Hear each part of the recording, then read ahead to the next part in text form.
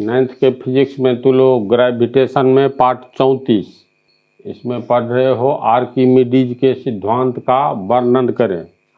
तो पहले आर्किमिडीज के बारे में बतला दे। आर्किमिडीज का जन्म कब हुआ था?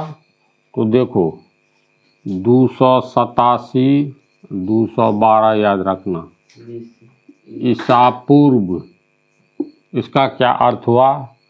ईसा मसीह के जन्म से 287 वर्ष पहले इसका जन्म हुआ और ईसा मसीह के जन्म से 212 साल पहले इसकी मृत्यु हुई। अब कहोगे ईसा पूर्व। ईसा पूर्व का अर्थ हुआ ईसा मसीह का जन्म हुआ 4 ईस्वी में, यानी कि ईसा मसीह के जन्म से भी पहले इसका जन्म हुआ। हाँ देखो ईसा मसीह का जन्म कितने ईस्वी में हुआ? 4 ईस्वी में। तो ईस्वी का प्रचलन हुआ उसके ईसा मसीह के जन्म से 4 साल पहले। 1 ईस्वी 2 ईस्वी 3 ईस्वी 4 ईस्वी 4 ईस्वी में ईसा मसीह का जन्म, ठीक है। फिर 5 ईस्वी 6 ईस्वी, अभी हम लोग है 2022 ईस्वी में ना। तो ईसा मसीह के जन्म से ईसा पूर्व जब ये लिखा रहे तो ईसा मसीह के जन्म से पूर्व कितना पूर्व यानी कितना पहले? तो 287 वर्ष पहले जन्म हुआ आर्किमिडीज का और 212 वर्ष पहले उसकी मृत्यु हुई। तो जैसे तुम लोगों को एक बात और बतला दे, अलग अलग टाइप का मत है विद्वानों का, लेकिन अधिकांश विद्वान का मत है जैसे ये रामायण काल हुआ है ना, भगवान राम हुए थे। इसके बाद ये रामायण वाली घटना कब हुई? तो अधिकांश विद्वानों का कुछ विद्वानों का कथन है जे 5500 ईसा पूर्व यानी ईसा मसीह के जन्म से 5500 वर्ष पहले। तो 5500 में 4 जोड़ दो, इधर 2022 वर्ष बीता तो एवरेज 7500 वर्ष के आसपास पहले आज से पृथ्वी पर भगवान राम हुए थे। तो ईसा पूर्व चलो हम लोग मुख्य बात की ओर लौटे। तो आर्किमिडीज यूनानी साइंटिस्ट था, यूनान का साइंटिस्ट था। तो उत्प्लावन के बारे में आर्किमिडीज बहुत सूक्ष्म अध्ययन किया, प्रयोग पर प्रयोग किया। इसका रिजल्ट देखा सब, हाँ तो जो फैक्ट इसको मिला सब एक ही जैसा आ रहा है। तो इसी को कहा गया, उसने जो आर्किमिडीज उत्प्लावन पर जो कार्य किया, शोध किया और फाइनली जो रिजल्ट आया, हजारों प्रयोग के बाद निरीक्षण किया तो ये सब जो फैक्ट आया निकल करके, उसी फैक्ट को कहा गया आर्किमिडीज का सिद्धांत। तो आर्किमिडीज का सिद्धांत क्या है? तो कोई भी द्रव ले लो, द्रव तो बहुत न होता है, बहुत तरह का, तुम हाँ द्रव या कोई भी गैस ले लो। तो हम लोग मुख्य रूप से द्रव की जब बात करते हैं तो मुख्य रूप से पानी नज़र आता है, जल। तो किसी भी द्रव में आंशिक रूप से या पूर्ण रूप से डूबी हुई वस्तु, एक हो गया आंशिक रूप से। आंशिक रूप से का अर्थ हुआ जैसे मान लो ये बड़ा सा टब है, ये इस लेवल तक पानी है, नीचे में सब जगह पानी है। तो मान लो ये पिंड बी पानी में पूर्ण रूप से डूबा हुआ है ना। यहाँ पर देखो तो ये पिंड ए इतना ही भाग डूबा हुआ है, तो ये पूर्ण रूप से डूबा हुआ है, ये आंशिक रूप से डूबा हुआ है। मान लो ऐसी भी स्थिति हो सकती है, कम ही भाग डूबा हुआ हो, ये अधिक भाग डूबा हुआ है। तो आर्किमिडीज के सिद्धांत के अनुसार कोई भी वस्तु, चाहे वह द्रव या गैस में आंशिक रूप से डूबा हुआ हो या पूर्ण रूप से डूबा हुआ हो, तो ऐसी स्थिति में उसके भार में एक आभासी कमी आती है। आभासी कमी का अर्थ हुआ काल्पनिक, वास्तव में कमी नहीं आती है, ऐसा आभास होता है जो कमी आ गई है। पानी में डुबकी लगाओगे ना तो तैरोगे तो अपना शरीर हल्का तुम लोग को नज़र आएगा, ये सब फिल करना। तो आर्किमिडीज के सिद्धांत के अनुसार कोई भी पिंड किसी द्रव में या गैस में चाहे आंशिक रूप से डूबा हुआ हो या पूर्ण रूप से डूबा हुआ हो, ऐसी स्थिति में उस पिंड के, उस वस्तु के भार में कमी आती है। भाई कमी क्यों आती है? तो कमी इसलिए आती है, डूबी हुई वस्तु अपने आयतन के बराबर पानी हटाता है ना। जैसे कल्पना करो ये कोर तक भरा हुआ है, ऊपरी कोर तक।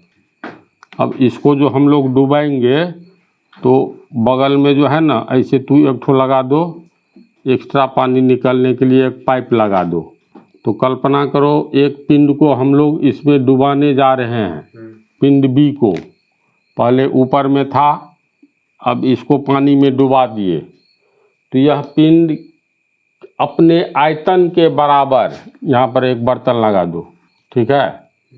तो इसको जब हम धीरे धीरे ऊपर से नीचे की ओर डालते जाएंगे तो ऊपर से नीचे की ओर इसका जितना अंश भीतर आता जाएगा अपने आयतन के बराबर पानी गिराता जाएगा, और जब पूर्ण रूप से भीतर आ गया तो अपने आयतन के बराबर पानी इसमें गिराएगा। समझा? तो आर्किमिडीज के सिद्धांत के अनुसार किसी भी वस्तु को जब हम किसी द्रव या गैस में आंशिक रूप से या पूर्ण रूप से डुबाते हैं तो उसके भार में कमी होती है। जो कमी उस पिंड के द्वारा विस्थापित किए गए द्रव या गैस के भार के बराबर होता है। जितना पानी विस्थापित किया, मान लो ये इसका भार है, देखो 500 ग्राम भार, ऐसे लिखते हैं ना। द्रव्यमान हो गया 500 ग्राम, है ना। भार कहेंगे तो 500 ग्राम भार इसका है। तो पानी में डुबाएंगे तो 500 ग्राम रहना चाहिए, लेकिन रहेगा नहीं, घट जाएगा। तो कितना घटेगा? तो अपने आयतन के बराबर ये पानी इसमें हटाया, मान लो ये 200 ग्राम पानी इसमें हटाया, 200 ग्राम पानी। तो 200 ग्राम पानी का भार कितना होगा? 200 ग्राम भार, वेट लिखेंगे ऐसे। तो इसका मतलब 200 ग्राम। अब इसको जो हम लोग डुबाए हैं इसमें, तो अपने आयतन के बराबर जो पानी विस्थापित किया है, तो उसके भार में जो कमी आती है, या कितनी कमी आती है? तो अपने आयतन के बराबर हटाए गए द्रव के आयतन के बराबर, हाँ, आयतन के बराबर, मतलब इतना ग्राम भार के बराबर। इसका अर्थ है इसका भीतर में कितना भार हो गया? तो टोटल जो 500 है तो 200, ये 300 ग्राम भार इसका भीतर में रहेगा। तो एक आभासी कमी हुई, वास्तव में इसको निकालेंगे तो ये तो 500 ग्राम भार है इसका, तो कमी हुई नहीं, ऐसा आभास होता है जो कमी हुई। तो आर्किमिडीज के सिद्धांत के अनुसार किसी भी वस्तु को हम लोग आंशिक रूप से या पूर्ण रूप से किसी द्रव या गैस में डालें तो ऐसी स्थिति में उस वस्तु के भार में एक आभासी कमी आती है। जो कमी उस वस्तु के द्वारा अपने आयतन के बराबर हटाए गए द्रव या गैस के भार के बराबर होता है। यानी जितना कमी हुआ तो ये कमी जो है उसके द्वारा हटाए गए कुल 200 ग्राम भार है, तो इसका मतलब इसमें 200 ग्राम भार की कमी आई। तो ये कमी कहाँ चली गई? तो अपने आयतन के द्वारा विस्थापित किए गए द्रव या गैस के, हाँ, गैस के ग्राम भार में इस रूप में कन्वर्ट हो गया। तो इसलिए यह कमी आती है। तो यही है आर्किमिडीज के सिद्धांत का विश्लेषण। तो इसको हम लिख देते हैं। तो आर्किमिडीज का सिद्धांत हो गया, ये यहाँ तक हो गया। इन्वर्टेड कोमा से घेर देते हैं। अगर किसी वस्तु को किसी तरल पदार्थ, द्रव या गैस कोष्ठ में, तरल पदार्थ में आंशिक या पूर्ण रूप से डुबाया जाए तो उसके भार में आभासी कमी आती है। जो कमी उस वस्तु के आयतन के द्वारा विस्थापित तरल पदार्थ के भार के बराबर होता है। समझ गया इसको। अब इसमें ये जो लिखे हैं देखो, मान लो माना कि द्रव के बाहर किसी वस्तु का भार कुछ न कुछ होगा, तो मान लिए W है।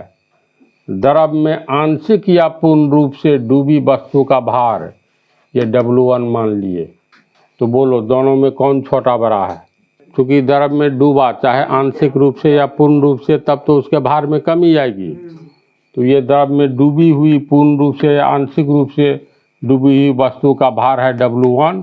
इसका मतलब ये कम है, ये बड़ा है, तो यहाँ पर W ग्रेटर देन W1। समझा इसकी? अब आ जाओ, वस्तु के भार में आभासी कमी हुई तो कितनी? तो पहले था W, मान लो पहले था 500 ग्राम भार, अब हो गया 300। तो 500 में से 300 घटाओ, यानी W में से W1 घटेगा। तो वस्तु के भार में आभासी कमी बराबर W माइनस W1। अब वस्तु का डूबा भाग अपने आयतन के बराबर द्रव विस्थापित करेगा, है ना? सही बात। अतः विस्थापित द्रव का भार कुछ न कुछ तो होगा, तो उसका मान लो W2। तो देखो, इसलिए वस्तु के भार में आभासी कमी किसके बराबर? तो वस्तु के आयतन द्वारा विस्थापित द्रव के भार के बराबर। जितना विस्थापित करेगा उतनी ही आभासी कमी आई होगी। तो ये हो गया W बराबर W1 जो W2। W हो गया द्रव के बाहर कितना भार है ना, वेट। W1 हो गया द्रव के भीतर में वस्तु का कितना भार हो गया, 100। ये हो गया कि ये जो अपने आयतन के बराबर विस्थापित किया उस द्रव का भार। तो यही कमी आती है। तो इसको ठीक से समझा बोलो तो। यहाँ पर देखो संकेत सब, अब फिर इसको देखो, समझ गया ना? तो इस पार्ट में इतना ही। अगले पार्ट में तुम लोगों को बतलाएंगे आर्किमिडीज के सिद्धांत का प्रयोग के द्वारा सत्यापन करना है, यानी ये सही है कि गलत, यानी प्रायोगिक सत्यापन दर्शावे अगले पार्ट में।